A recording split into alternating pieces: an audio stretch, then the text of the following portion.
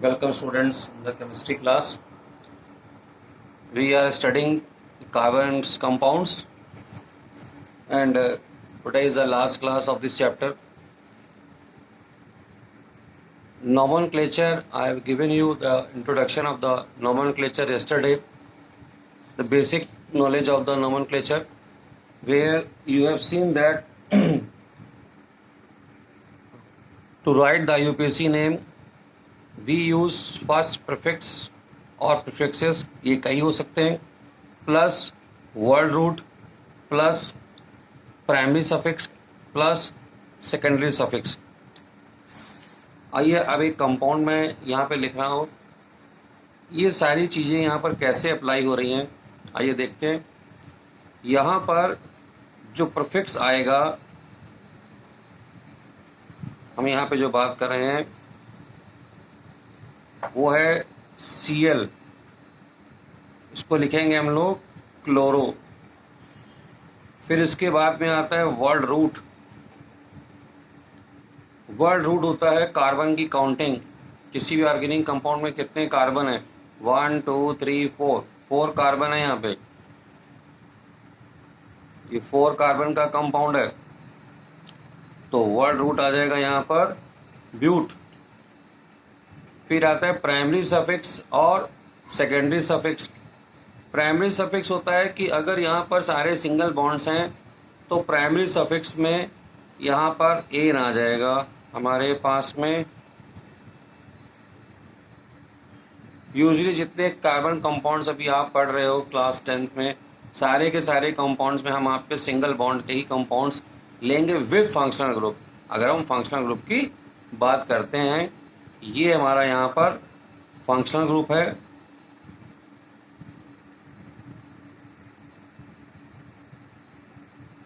तो primary suffix में यहाँ पर एन हम लगाएंगे. फिर है सेकेंडरी सफिक्स. सेकेंडरी सफिक्स में यहाँ पर हमारे पास में फंक्शनल ग्रुप है OH, तो इसको लगाएंगे ओल. तो यहाँ पर इसका जो नाम बनेगा. अब एक चीज़ में और आ जाती है जो आज के लेक्चर की खास बात है कि यहाँ पर हमको इस सफिक्सेस की पोजीशन भी बतानी होती है. 1 2 3 4. तो यहाँ पर इसका हम जब नाम लिखेंगे तो लिखेंगे 3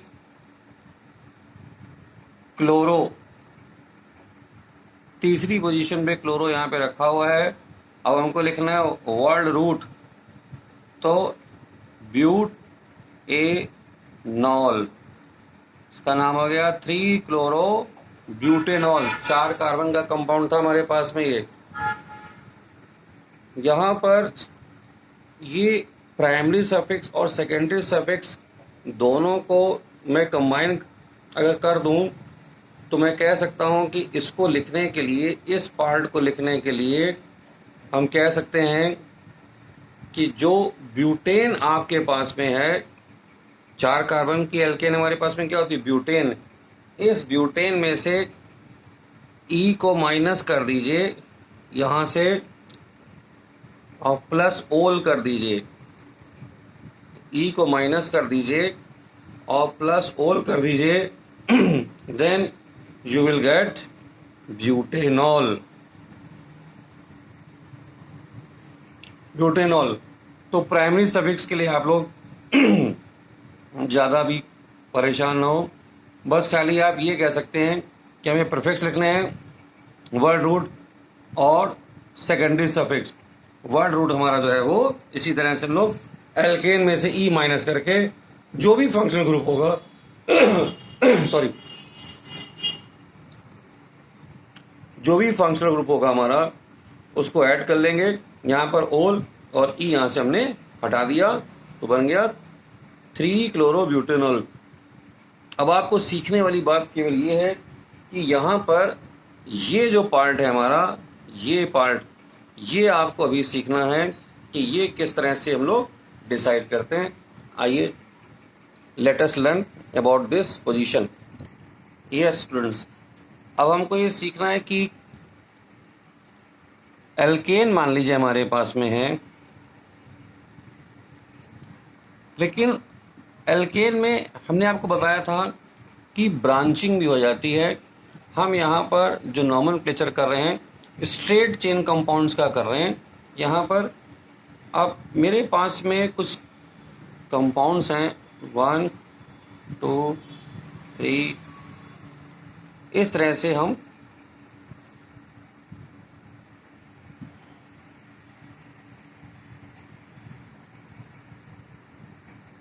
थ्री फोर फाइव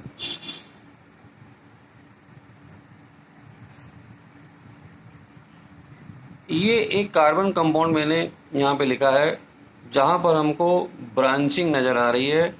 इसका नाम लिखने के लिए हमें अभी हमने सीखा है कि अगर सब्स्टिट्यूट लगे हो तो वो आ जाते हैं हमारे प्रीफिक्सेस में, और उसके बाद में हमारा अगला जो स्टेप होता है वर्ड रूट के लिए। वर्ड रूट का जो सिलेक्शन है वो होता है longest chain of the carbon atom. कितनी लंबी से लंबी चेन यहाँ पर हम सेलेक्ट कर सकते हैं।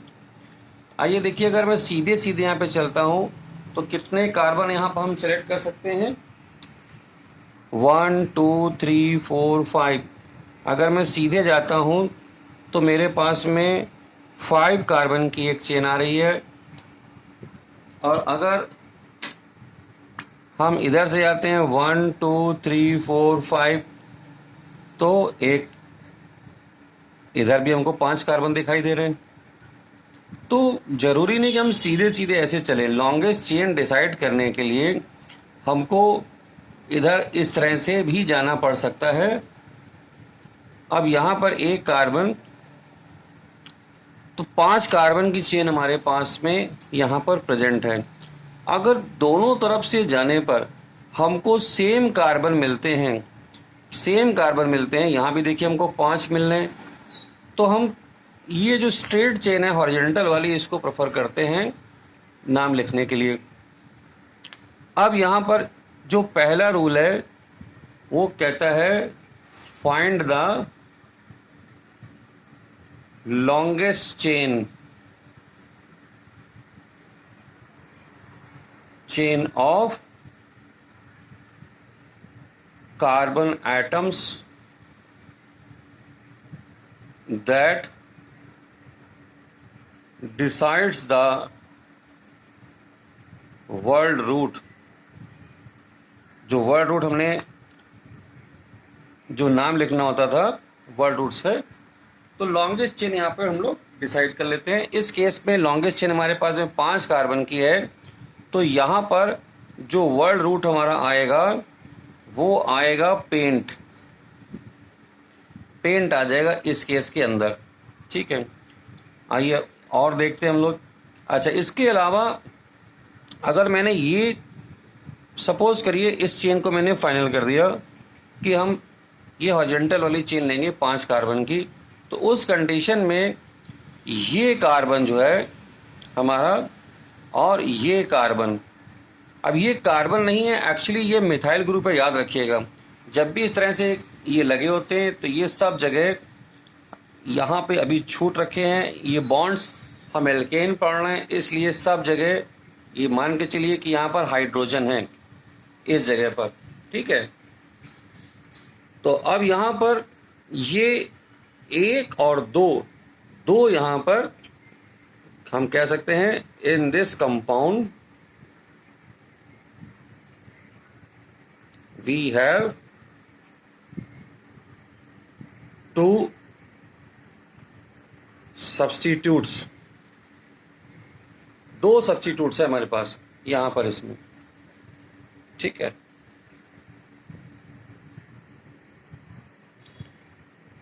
तो 2 सब्स्टिट्यूट हैं हमारे पास में, इसको आप साइड ग्रुप्स भी बोल सकते हैं। तो ये 2 सब्स्टिट्यूट हमारे कौन से हैं, दोनों CH3 हैं, जिसको आप नाम जानते हैं मिथाइल। ठीक है, नाउ द रूल नंबर 2। अब now we do the numbering और कार्बन एटम। यह हम नंबरिंग करेंगे कार्बन एटम्स के ऊपर। अब नंबरिंग करने में आप ये देखिए कि 5 कार्बन है, लेफ्ट से राइट और राइट से लेफ्ट दोनों तरफ से नंबरिंग कर सकते हैं। नंबरिंग करने का पर्पस ये है, हमें ये बताना है कि ये जो कार्बन एटम है इस साइड चेन में ये जो प्रेजेंट हैं या ब्रांचिंग में प्रेजेंट हैं, किस पोजीशन पे प्रेजेंट हैं। तो यहाँ पे हमें ये देखना होगा 1 2 3 4 5, हम इधर से भी नंबरिंग कर सकते हैं और एक नंबरिंग हम इधर से भी कर सकते हैं। 1 2 3 4 5, दो तरफ से हमने यहाँ पर नंबरिंग करी है। अब हम ये देखेंगे कि जो साइड ग्रुप्स हमारे यहाँ प्रेजेंट हैं, एक यहाँ लगा हुआ है, एक यहाँ लगा हुआ है, ये किस नंबर पे लगा हुआ है? पहला मिथाइल लगा हुआ है मेरा 2 नंबर पे। दूसरा मिथाइल मेरा, अगर मैं इधर से जा रहा हूँ, जो मैंने राइट से लेफ्ट देखा है, ये कार्बन मेरा प्रेजेंट है 4 नंबर पर, तो इसका टोटल आ गया 6। अब अगर इधर से आता हूँ, जो मैंने ग्रीन कलर से लिखा है, ये 2 और ये 4, भी 4 नंबर पर है। तो यहाँ पर हम कोई भी, चाहे लेफ्ट से राइट और राइट से लेफ्ट, हम सिलेक्शन कर सकते हैं, कोई दिक्कत की बात नहीं है। तो यहाँ पर हम इसको लिखेंगे, अगर इसका नाम लिखना है हमको 2,4 डाई मिथाइल, और हमारे पास में ये एल्केन है, तो इसका नाम हो जाएगा पेंटेन, डाईमिथाइल पेंटेन इसका नाम हो गया इस कंपाउंड का। क्लियर यहाँ पर। अब चलिए कुछ ऐसे कंपाउंड लेते हैं जहाँ पर ये जो मैंने नंबरिंग वाली बात करी है, ये नंबर अगर अलग अलग आ जाते हैं तो क्या होगा। आइए एक दूसरे कंपाउंड को देखते हैं हम लोग। यहाँ पर ये एग्जाम्पल 2 है हमारे लिए। मैंने अभी आपको बताया ये एल्केन्स को डिस्कस कर रहे हैं हम लोग, और उसमें साइड चेन में हमारे पास में साइड ग्रुप्स लग रहे हैं। अब यहाँ पर भी देखिए, मुझे लॉन्गेस्ट चेन सर्च करनी है, तो लॉन्गेस्ट चेन अगर सर्च करनी है 1 2 3 4 5 6, तो अगर मैं इधर सीधे जाता हूँ तो मेरे पास में 6 कार्बन है।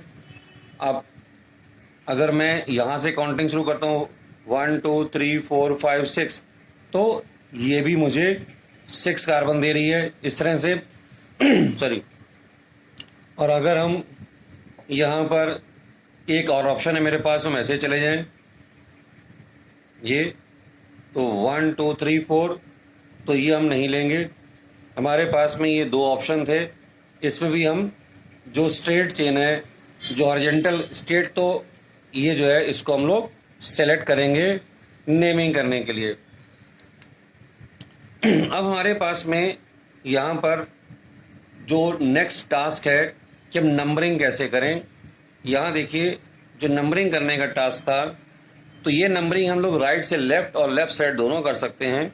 तो देखिए 1 2 3 4 5 6, इधर से एक नंबरिंग कर ली हमने।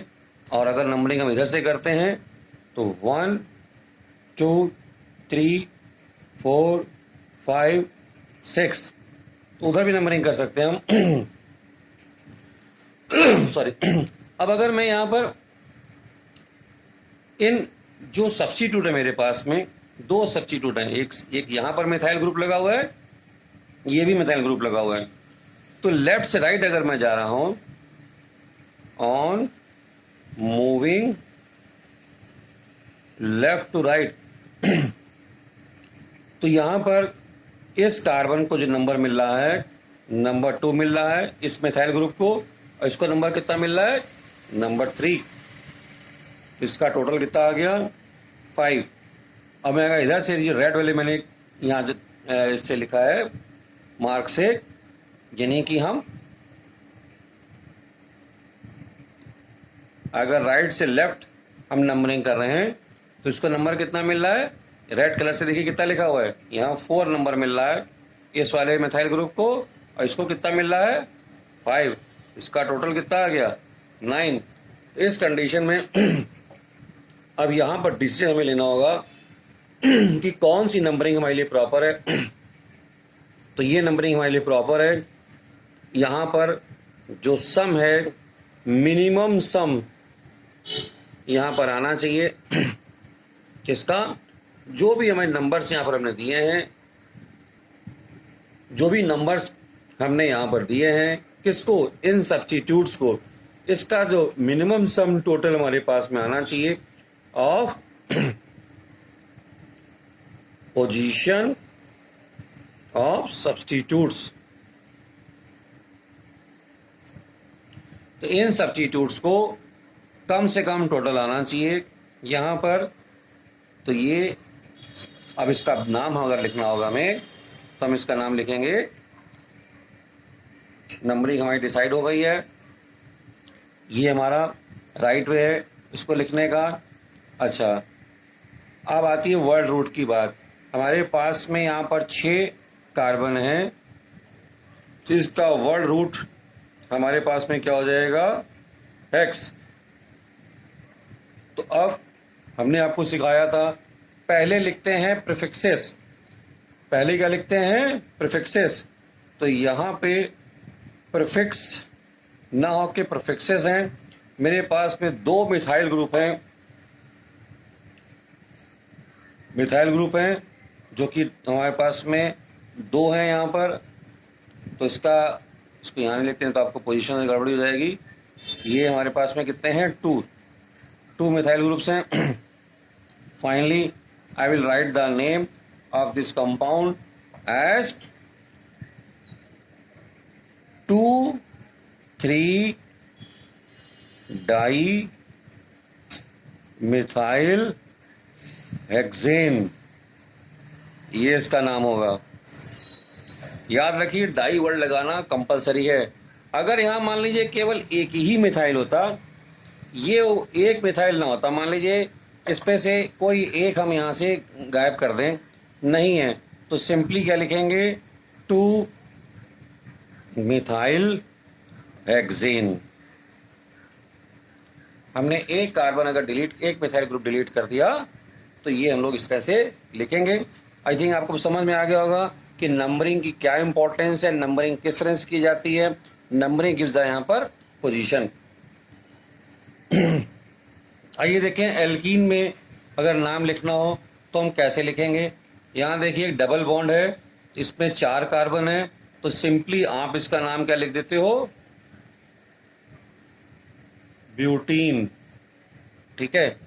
अब यही यहाँ पर जो डबल बॉन्ड है, एक्चुअली एल्कीन और एल्काइन के जो डबल और ट्रिपल बॉन्ड हैं, ये फंक्शनल ग्रुप की तरह ही बिहेव करते हैं। अब ये डबल बॉन्ड खिसक के देखिए बीच में आ गया यहाँ पर, तो 1 2 3। तो इसके फार्मूले में कोई चेंजेस नहीं आया ब्यूटीन के। यहाँ पर भी ये C4H8 था और यहाँ पर भी ये C4H8 ही है। अब यहाँ पर केवल एक नई चीज़ आ गई, नंबरिंग की बात आ गई यहाँ पर। अब यहाँ पर हमको इस डबल बॉन्ड को स्पेसिफाई करना है कि ये डबल बॉन्ड है कहाँ। तो इस फंक्शनल ग्रुप को लिखने के लिए हम लोग यहाँ पर लिखते हैं ब्यूट टू इन। ये एक यूनिक बात हो जाती है यहाँ पर कि फंक्शनल ग्रुप ये कुछ नहीं है, इसमें कोई सब्स्टिट्यूट नहीं है, केवल डबल बॉन्ड की पोजीशन चेंज हो गई है। तो इसको हम लोग इस तरह से लिख सकते हैं। कंपाउंड हमारा कोई भी हो सकता है, मान लीजिए 5 कार्बन का ये कंपाउंड है, यहाँ पर एक ट्रिपल बॉन्ड हमने यहाँ पर लगा दिया, तो ये हमारा क्या आ गया? ये एल्काइन आ गया। यहाँ पर इसके 4 बॉन्ड कंप्लीट हैं, इसके भी 4 पूरे हैं। तो यहाँ पर अगर मैं इसको लिखना चाहता हूँ तो नंबरिंग हम यहाँ भी करेंगे। अब नंबरिंग में अभी मैंने आपको बताया था, जिस भी कार्बन की नंबरिंग कर रहे हैं उस पोजीशन की वैल्यू छोटी से छोटी होनी चाहिए। अगर मैं इसकी नंबरिंग इधर से करता हूँ तो नंबरिंग आ रही है 1 2 3 4 5, और अगर मैं नंबरिंग इधर से करता हूँ तो 1 2 3 4 5। तो यहाँ से जब भी किसी डबल बॉन्ड ट्रिपल बॉन्ड की नंबरिंग देखी जाती है, तो जिस पहले कार्बन पे डबल बॉन्ड हमको मिलता है वो नंबर डाला जाता है। यहाँ पे सेकेंड कार्बन के बाद में डबल बॉन्ड था, इसीलिए 2 नंबर इसको अलॉट किया गया। यहाँ पर नंबरिंग दोनों तरफ से हम कर सकते थे, सेम आ रहा था, इधर से जाएंगे तब भी 2 आएगा, इधर से जाएंगे तब भी 2 आएगा। अब यहाँ पर देखिए हमारे पास में अगर मैं इधर से आ रहा हूँ तो नंबर इस कार्बन को मिल रहा है 3, इधर से आ रहा हूँ तो ये हमें ट्रिपल बॉन्ड कहाँ मिल रहा है, नंबर 2 कार्बन पर। तो ये वाली सीरीज हमारी नंबरिंग की रहेगी, ऊपर की सीरीज हम नहीं लेंगे, क्योंकि यहाँ पर स्मॉलेस्ट नंबर हम यहाँ पर डिसाइड करते हैं। तो हम कह सकते हैं कि हमारे पास में जो पोजीशन है, पोजीशन ऑफ ट्रिपल बॉन्ड और डबल बॉन्ड, पोजीशन ऑफ हम कह सकते हैं यहाँ पर ट्रिपल बॉन्ड या डबल बॉन्ड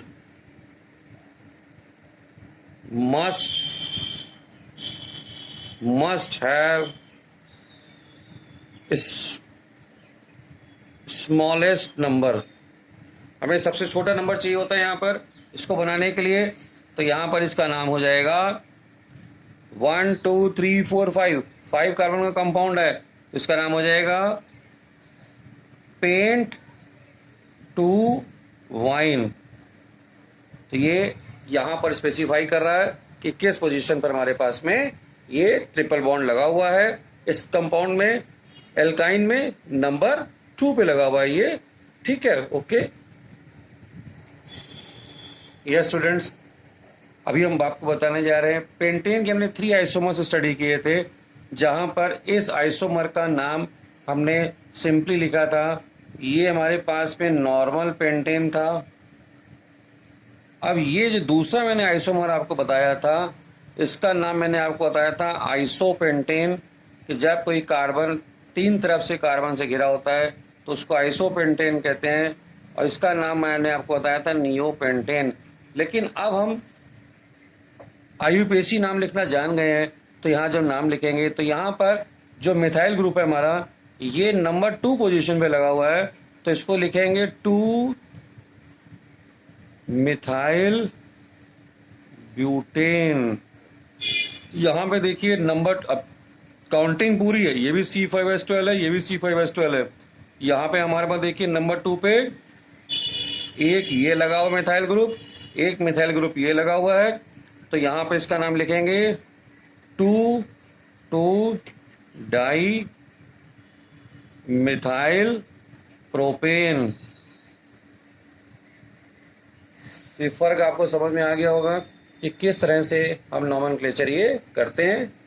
तो आइसोमरिज्म में ये नॉमेनक्लेचर, आईयूपीएसी नेम लिखना सीखना बहुत ज़रूरी था। तो यहाँ पे क्लियर कट डिस्टिंक्शन हो जाता है कि ये अलग अलग कंपाउंड हैं।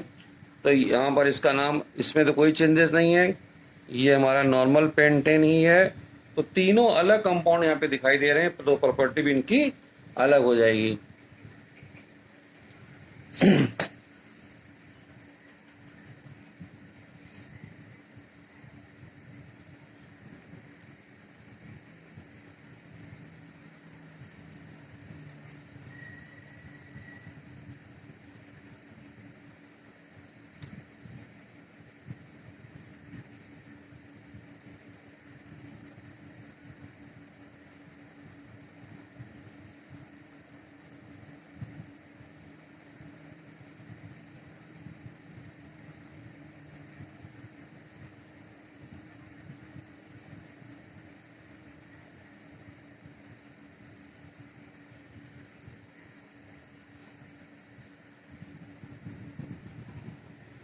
आइए एक लास्ट कंपाउंड हम लोग स्टडी कर लेते हैं। यहाँ पर देखिए 1 2 3 4 5 कार्बन का हमारे पास में कंपाउंड है, और एक फंक्शनल ग्रुप यहाँ पे लगा हुआ है। इस फंक्शनल ग्रुप के अलावा यहाँ पर 3 साइड ग्रुप्स लगे हुए हैं। इसका नाम हम कैसे लिखेंगे? तो लॉन्गेस्ट चेन यहाँ पर हमारे पास में इशू नहीं है। अब हमारे पास में इशू है कि नंबरिंग करना, इसमें मेन टास्क है नंबरिंग करना। तो नंबर अगर मैं राइट से लेफ्ट करता हूँ, जो हमारा 1 2 3 4 5, और अगर मैं लेफ्ट से राइट जाता हूँ तो नंबरिंग आती है 1 2 3 4 5। तो अब यहाँ पर अगर हम इन सब्स्टिट्यूट्स को जो नंबर मिलने वाले हैं इसको देखें, जब हम लेफ्ट से राइट जा रहे हैं तो लेफ्ट से राइट जाने में जो नंबर मिल रहे हैं, इस ब्रोमीन को मिल रहा है नंबर 2, और ये क्लोरीन और मिथाइल को जो नंबर मिल रहे हैं 4 और 4 नंबर यहाँ पे मिल रहे हैं, तो इसका सम टोटल हो गया 10। और अगर हम राइट से लेफ्ट जाते हैं, इधर से इधर आ रहे हैं, तो इनको क्लोरीन को दोनों को नंबर मिल रहे हैं 2 और 2, और ब्रोमीन को नंबर यहाँ पे मिल रहा है 4, तो इसका सम हो गया 4 और 4 8। तो मैंने आपको बताया था कि मिनिमम सम टोटल का जो कॉन्सेप्ट है, हम यहाँ पर इसको एक्सेप्ट करेंगे, किसको, जहाँ पर नंबर 8 आ रहा है इसको हम कैंसिल कर देंगे, तो राइट से लेफ्ट हम नंबरिंग यहाँ पर करेंगे।